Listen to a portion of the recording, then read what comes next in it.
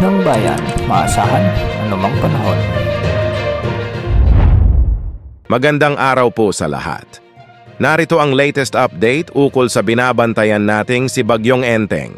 Napanatili ni Bagyong Enteng ang lakas nito bilang tropical storm habang magsisimula na itong kumilos ng hilagang kanluran. Huling namataan ang sentro nito sa layong 115 kilometro hilagang silangan ng Infanta Quezon o 85 kilometro silangan ng Baler Aurora. Taglay ang lakas ng hangin na umaabot sa 75 kilometro bawat oras at pagbugso na aabot sa 70 kilometro bawat oras. Kumikilos ito ng hilagang kanluran sa bilis na 15 kilometro bawat oras.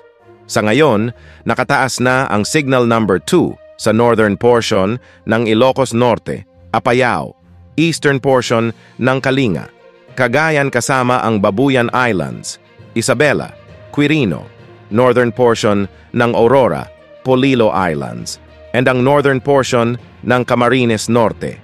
Nakataas din ang signal number 1 sa Batanes, nalalabing bahagi ng Ilocos Norte, Ilocos Sur, La Union, eastern portion ng Pangasinan, Abra, nalalabing bahagi ng Kalinga, Mountain Province, Ifugao, Benguet, Nueva Vizcaya, nalalabing bahagi ng Aurora, Nueva Ecija, eastern portion ng Pampanga, eastern portion ng Bulacan, Metro Manila, rest of Quezon, Rizal, Laguna, eastern portion ng Batangas, Marinduque, the rest of Camarines Norte, Camarines Sur, Catanduanes, at sa Albay.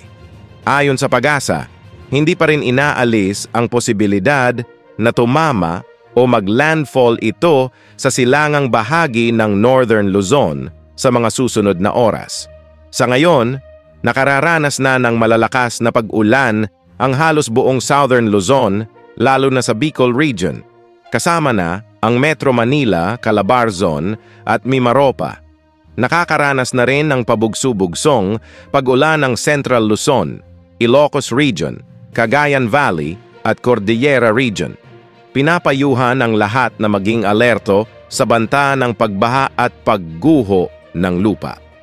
Inaasahang maglalandfall si Enteng sa Isabela o Cagayan ngayong hapon o gabi, bagamat hindi isinasantabi ang landfall sa hilagang bahagi ng Aurora sa ngayon. Mula bukas ng madaling araw, si Enteng ay inaasahang liliko sa hilagang kanluran o kanluran-hilagang kanluran sa ibabaw ng kalupaan ng mainland Northern Luzon at lalabas sa Luzon Strait pagsapit ng madaling araw. Mula bukas hanggang sa kalagitnaan ng Huwebes, si Enteng ay kikilos ng pakanluran sa ibabaw ng Luzon Strait at West Philippine Sea.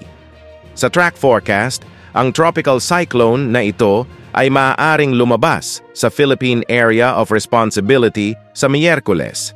Inaasahang mapanatili ni Enteng ang kategoryang tropical storm hanggang Martes sa pagtawid nito sa mainland Northern Luzon.